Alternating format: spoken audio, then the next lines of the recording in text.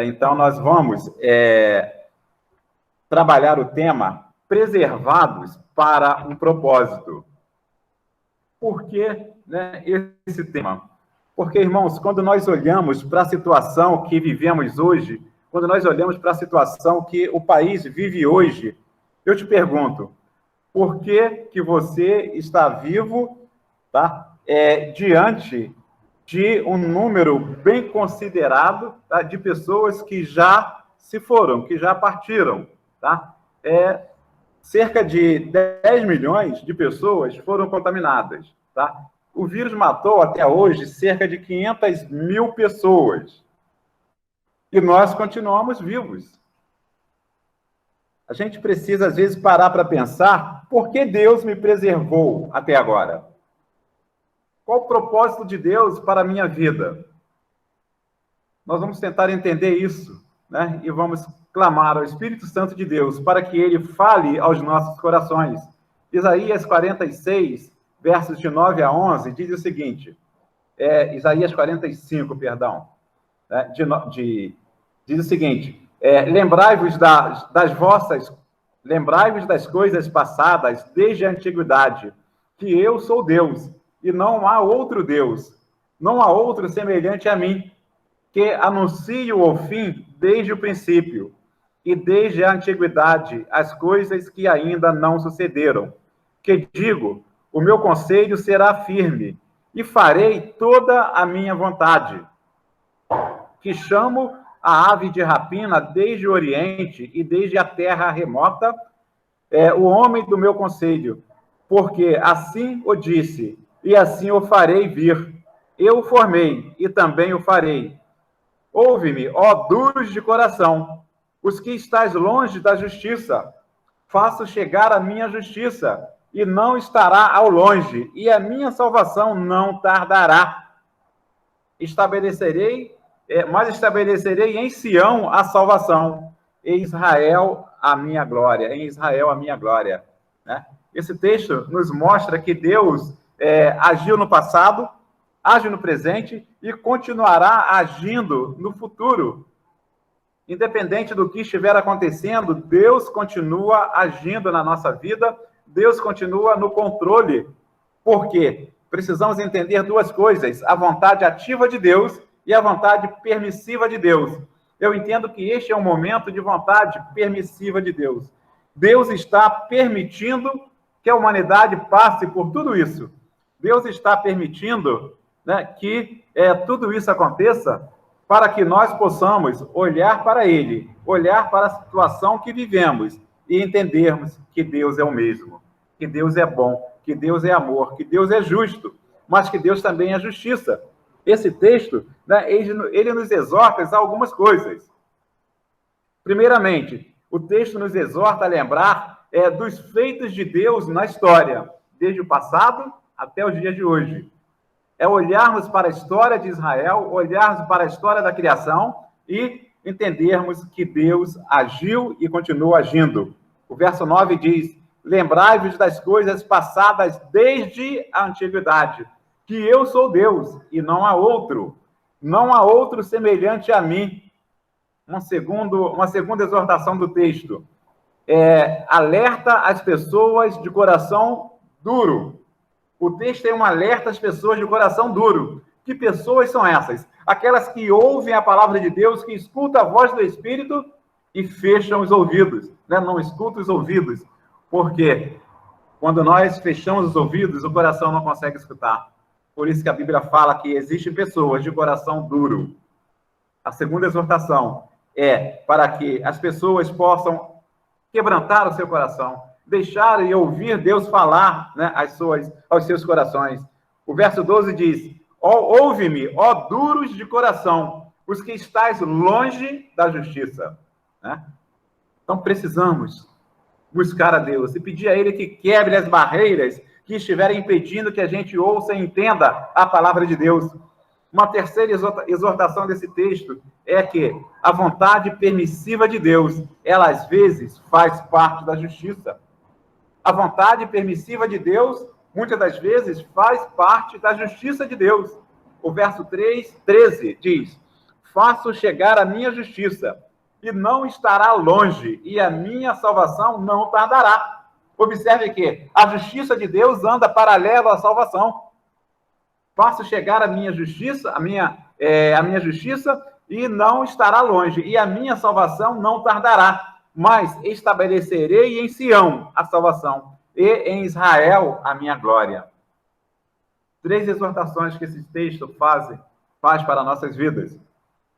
Vontade permissiva de Deus, né? Em 2019, surge um vírus que até agora já infectou cerca de 10 milhões de pessoas no mundo todo, matou cerca de 500 mil pessoas no mundo todo, e nós continuamos vivos. Alguns contraíram o vírus e resistiram. Esses chegam a cerca de 7 milhões de pessoas no mundo todo. Será que nós somos melhores do que essas pessoas? Não. Eu não sou melhor que você não é melhor que eu, mas eu fico pensando nesses 7 milhões que resistiram, se eles ouvissem a voz de Deus. Só para a gente se posicionar, né? Hoje nós estamos na 27ª semana epidemiológica. Ela termina hoje e amanhã começa a 28ª semana epidemiológica. Tá? Quando nós pegamos esses dados, tá? Estávamos aí nesses números, em torno de 10 milhões. Mas isso pode ter passado já, que foi quarta ou quinta-feira que nós pegamos esses dados. Mas isso vai mudar, sim, com certeza. Tá? Agora, os dados do Brasil, casos confirmados, 1.192.000. Então, 1.200.000, arredondando. Né? Recuperados, 649 mil, né? Quase 700 mil. Aí vamos para mortes no Brasil. Já chegamos a 55 mil. Será que esses 55 mil que morreram eram piores do que eu? Morreram porque Deus quis, sim, a vontade permissiva de Deus. Vontade permissiva de Deus. Mas eu quero pensar nesses recuperados. Aqueles que se recuperaram, se eles entendessem a palavra de Deus e entendessem como uma oportunidade que Deus está dando para que eles possam repensar a vida. Como seria o mundo? Como seria o Brasil? Por que algumas pessoas não morreram? Por que algumas pessoas nem contraíram o vírus? Por que alguns contraíram e não sentiram nada? São perguntas que a gente precisa buscar as respostas, né? Algumas perguntas que precisamos considerar. Esse quadro que nós estamos vivendo de final de 2019 para cá, aí eu pergunto a vocês, esse quadro vai mudar as pessoas? Não precisam me responder agora, só pensem. Esse quadro que nós estamos vivendo vai mudar as pessoas? Nós vamos ter um Rio de Janeiro diferente depois dessa pandemia? Vamos ter um Brasil diferente depois dessa pandemia? Vamos ter um mundo diferente depois dessa pandemia? Vamos ter pessoas diferentes depois dessa pandemia? Irmãos, sinceramente, tá? Eu gosto muito de pensar na palavra sincera, que ela quer dizer sincera. Sinceramente, eu entendo que não. Eu entendo que as pessoas não vão mudar, que o Rio de Janeiro não vai mudar, que o Brasil não vai mudar, que o mundo não vai mudar. Ah, pastor, mas por que você pensa dessa forma? Não é que eu não tenha esperança, não. Mas a gente precisa trabalhar com informações, com dados. Tá? A peste negra, que ocorreu de 1346 a 1353, ela não mudou o mundo. Não mudou os homens, não mudou as pessoas, não mudou o local onde foi atingido por ela. A cólera, em 1817, né, não mudou o mundo. A gripe espanhola, em 1918, não mudou o mundo, não mudou as pessoas, não mudou talvez nem as igrejas. A Primeira Guerra Mundial não mudou o mundo. A Segunda Guerra Mundial não mudou o mundo. A gripe suína, em 2019, não mudou o mundo, não mudou as pessoas. Não é o Covid-19 que vai mudar o mundo. Não é o Covid-19 que vai mudar as pessoas. Isso não vai mudar em nada se as pessoas não entenderem que pandemias não mudam o mundo. O que muda o mundo é Jesus no coração. É Jesus entrando no coração das pessoas, transformando o homem e a mulher, que o mundo será transformado. Tem uma história que diz, né, que o pai estava sentado numa mesa, trabalhando, né, e o seu filho começou a fazer perguntas, né, naquela idade de pai, o que é isso, como faz isso, o que é isso? Aí o pai pegou e falou, eu tenho que calar esse garoto por muito tempo. O pai pegou o mapa mundi, cortou o mapa mundi, né, e deu àquela criança e disse para ela, monta esse mapa para mim. Só que aquele pai não percebeu que atrás do mapa mundi existia a figura de um homem. E aquela criança, então, quando o pai virou, né, deu na mão da criança, ela, ao invés de olhar para o mapa mundi, ela olhou para a figura do homem. E ela começou a montar o homem. E quando ela terminou, né, muito mais rápido do que o pai imaginou, o pai ficou curioso, né, e sem entender nada, como que essa criança montou tudo isso rápido. E o pai perguntou a ele, como que você montou tão rápido? Aí ele disse, pai, para consertar o mundo, era só consertar o homem. Se Jesus não transformar o homem, se Jesus não transformar a mulher, ou seja, Jesus quer transformar, mas se o homem não se deixar ser transformado, se a mulher não se deixar ser transformada, né, e o mundo não vai ser transformado. Não é pandemia nenhuma que vai mudar o homem. Eu entendo dessa forma. Precisamos deixar que o Senhor Jesus transforme os nossos corações. Eu só entendo que pandemias e guerras transformam o mundo se elas também transformarem o homem. Se não houver essa transformação, não vai adiantar nada. Pode vir a terceira, a quarta, a 10ª guerra mundial, que não vai transformar o mundo. Pode vir outras pandemias que não vai transformar o mundo. Quando um entender que foi preservado por Deus, sim, quando você entender, quando o homem entender, quando a mulher entender que foi preservado por Deus, pois Deus tinha algo para realizar na vida dele, porque Deus tinha um propósito na sua vida, aí sim as pessoas vão ser mudadas. Quando ela entender que Deus tinha um propósito, por isso Deus a preservou, por isso Deus cuidou, por isso Deus trabalhou, aí as pessoas vão ser mudadas. Tem pessoas que, né, eu li um texto essa semana falando sobre alguém que possivelmente teria nascido em 1900, né? Em 1900. Então, essa pessoa hoje, né, talvez já estivesse morta, 120 anos, provavelmente, né, 1900, 2020, mas vamos supor que essa pessoa teria vivido aí 80 anos. Em 1918, ela passou pela Primeira Guerra Mundial, né? A seguir da Primeira Guerra Mundial, ela passou pela gripe espanhola. Em 1944, passou pela Segunda Guerra Mundial. E até 1980, né, passou aí por vários motivos, por várias guerras, por várias pestes no mundo. E se essa pessoa não abriu o coração para Jesus, ela não foi transformada. Pandemias e guerras só vão transformar o homem no momento em que o homem entender que ele foi preservado para um propósito. Precisamos entender isso. Será que a dor e o sofrimento transformam as pessoas?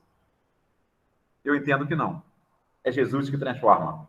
A dor e o sofrimento podem até servir para que ela chegue até Jesus, né? Há um pensamento que diz, aquele que não vem pelo amor, vem pela dor. Mas se ele não entender que Jesus quer transformar, a dor também não vai adiantar.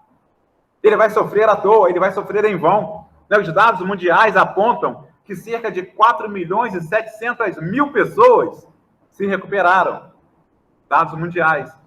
Eu pergunto, se todo esse sofrimento dessas pessoas que passaram, né, essas pessoas que passaram por esse sofrimento, se esse sofrimento servisse para transformar, no mundo nós teríamos 4.700.000 pessoas transformadas. A lição da pandemia, né? Precisamos pensar nessa lição que a pandemia deixa para nós.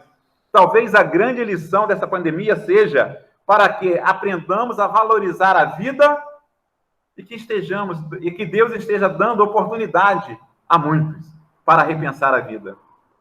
Eu creio que Deus está dando oportunidade a você para repensar a sua vida, como pessoa, como pai, como mãe, como cristão, como servo. Deus está dando essa oportunidade a você. Quer ver alguém que Deus deu uma oportunidade e soube usar a oportunidade? Moisés. A Bíblia nos mostra que quando Moisés nasceu, tá? Faraó, do tempo de Moisés, já havia dado uma ordem para que se matasse todas as crianças recém-nascidas naquela época. Todas as crianças teriam que morrer naquela época. E a mãe de Moisés, quando ele nasce, né, esconde ele por cerca de 3 meses, coloca ele no cesto, né, coloca ele no rio, faz uma vedação naquele cesto todo, coloca no rio. E ali naquele rio, ela sabia que a filha do faraó estaria tomando banho naquele momento, naquela hora. E Deus fez com que a vida de Moisés fosse preservada. Porque ele permitiu que a filha de faraó, o inimigo de Moisés, aquele que havia mandado matar, a filha dele olhou para aquela criança e se apaixonou por ela e quis cuidar daquela criança, quis salvar aquela criança, levou aquela criança, né, entregou aquela criança à mãe verdadeira, sem saber que era mãe, mandou que ela cuidasse. Em determinado momento ela diz: você vai cuidar, mas ele é meu filho agora. Eu vou guardar ele, eu vou ensinar ele, eu vou proteger ele, ele vai morar comigo no castelo. Aquela mãe verdadeira cuidou daquela criança por um tempo, mas depois entregou na mão daquela mãe que o salvou, que pôde continuar a criar aquela criança. Mas Deus tinha um propósito na vida daquela criança. Não foi à toa que Deus o livrou da morte. Às vezes as pessoas estão de cara com a morte, né? A morte fica sorrindo para ele ou para ela, e eles passam aquele momento ali, saem de frente da morte. Não sei se você já passou por isso, eu já, né? E às vezes você sai dali, você nem se lembra da cara da morte mais. Não sei se você já passou por uma experiência dessa, mas eu já passei. Então eu sei o que é ser preservado. Precisamos entender que Deus nos preserva quando quer que ainda sejamos úteis na sua causa. Deus nos preserva quando Ele quer que nós ainda sejamos úteis na sua causa, independente da nossa idade, independente do que nós fazemos. Deus quer que você ainda seja útil na sua causa.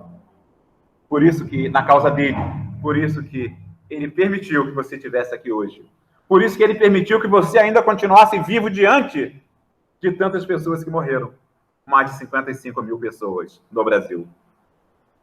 Deus preservou a vida de Moisés. Deus está preservando a sua vida. Deus tinha um propósito na vida de Moisés. Deus tem um propósito na sua vida.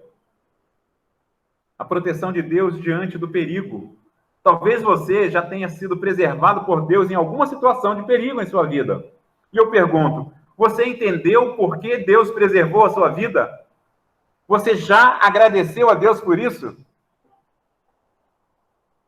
Certa vez, um bandido coloca a arma na minha cabeça e literalmente tira da minha cabeça e mata quem estava do meu lado. Às vezes, nós olhamos para a palavra e ela se cumpre literalmente na nossa vida. Se você olhar Salmo 91:7, é isso que ele vai dizer. 10.000 cairão ao teu lado, né? 1.000 à tua direita, mas tu não serás atingido. Mas tu não serás atingido. Quando eu senti aquele cano frio no cangote, na nuca, né? Eu pensei, vou morrer. Mas daqui a pouco, aquela pessoa, aquele bandido, tira aquela arma da minha cabeça e mata quem estava do meu lado. A palavra se cumpre. O propósito de Deus na nossa vida, nós podemos ver isso, mas nós precisamos entender o porquê Deus faz isso conosco. O porquê Deus nos tira de uma cama de hospital, o porquê Deus nos cura de uma doença, o porquê Deus nos tira de algum lugar e nos coloca em outro, para que nós estejamos agindo, para que nós estejamos cumprindo o plano de Deus na nossa vida. Deus preserva, às vezes, né, mais de uma vez. Não sei se você passou por isso mais de uma vez, mas eu já. Não foi uma vez só que eu senti a proteção e o cuidado de Deus. Em outras vezes também. Eu já fui usado como escudo, tá, por policiais. Acabou de passar uma viatura ali, né? Eu já fui usado por escudo, por PM, trocando tiro com bandido, e ele me usa de escudo, literalmente. E Deus não deixou que nada acontecesse. Quando Deus tem um propósito na sua vida, quando Deus te preserva, é preciso que você, quando acalmar o coração, quando conseguir pensar, quando conseguir raciocinar, você pare e diga, Senhor, Eu não acredito no que aconteceu. Mas o que aconteceu, né, foi porque o Senhor tem um propósito. Às vezes nós precisamos perguntar isso a Deus. Por que o Senhor poupou a minha vida? Por que o Senhor me curou? Por que o Senhor não deixou que eu fosse, naquele momento, me encontrar contigo? Né? Quando vê a situação ruim, clama pela morte. Eu sei que eu vou para o céu mesmo, né? Eu sei que eu vou para o céu. Então, Deus, me leva logo. Né? É assim que a gente faz. Mas a gente não diz, Deus, se o Senhor tiver alguma coisa para eu fazer ainda, poupe a minha vida, mas me fortaleça. Eu acho que essa deve ser a nossa oração. Essa porque quando você não pode subir o morro, quando você não pode sair para evangelizar, ir a um presídio, ir a um hospital, fazer alguma coisa, você pode orar. Você pode orar. A oração dos irmãos são as orações do servo de Deus que sustenta quem está à frente da batalha. Quem está à frente da batalha é sustentado pela sua oração. Quando você não pode ir, né? Quando você não pode estar à frente, quando você não pode estar à frente, são as orações dos irmãos que sustentam a vida de quem está à frente. Terminando, estamos sendo preservados, somos usados por Deus. Que Ele mesmo nos abençoe e nos capacite, para que possamos, como igreja, realizar o que Ele tem para nós. Que Deus fale aos nossos corações, que você possa entender, se você foi preservado por Deus, é porque Ele tem um propósito na sua vida. Eu quero orar por você mais uma vez. Eu quero orar por você. Mas se você ainda não entendeu porque Deus preservou a sua vida em determinado momento, ou nessa situação toda, eu quero te pedir que você continue falando com Deus, né? Abra o seu coração para Ele e peça a Ele, Senhor, fale o meu coração, não deixe que eu saia daqui hoje sem entender isso, não deixe que eu vá dormir hoje sem entender isso, porque com certeza Deus tem um propósito na sua vida. Então, se você quiser entender esse propósito, abra o coração para Deus. Senhor Deus, nós queremos, ó Pai, te agradecer, porque o Senhor, ó Pai, tem preservado a vida de muitos que estão aqui, ó Pai, diante de uma cidade tão violenta, ó Pai, que por trás leva o nome de cidade maravilhosa, ó Pai, mas, ó Pai querido, a quantidade de assaltos, de óbitos, ó Pai queridos, violentos por dia, ó Pai, tem sido tanto, ó Pai, e as informações não chegam, ó Pai querido, verdadeiras, mas, ó Pai, que nós possamos entender, ó Pai, que o Senhor tem preservado a cada um de nós, ó Pai. Que o Senhor, ó Pai, tem cuidado de nós, ó Pai, porque o Senhor tem um propósito em nossas vidas. Então, cuida, meu Deus, continua cuidando de cada um que está aqui, de cada um que está em casa também, ó Pai, ouvindo, que o Senhor possa trabalhar em cada coração, que o Teu Espírito Santo possa quebrar cada barreira que estiver impedindo, que cada um tome uma decisão ao Teu lado, aceitando a Jesus Cristo como Salvador. Fala aos nossos corações, ó Pai, e fortaleça-nos a cada dia. É o que eu te peço em nome de Jesus. E agora, que a graça do nosso Deus, que as consolações do Santo Espírito de Deus e que o amor de Jesus Cristo esteja com a primeira Igreja Batista do Riachuelo, com aqueles que nos visitam nesta manhã e com todo o povo de Deus espalhado pela face da terra, agora e para sempre.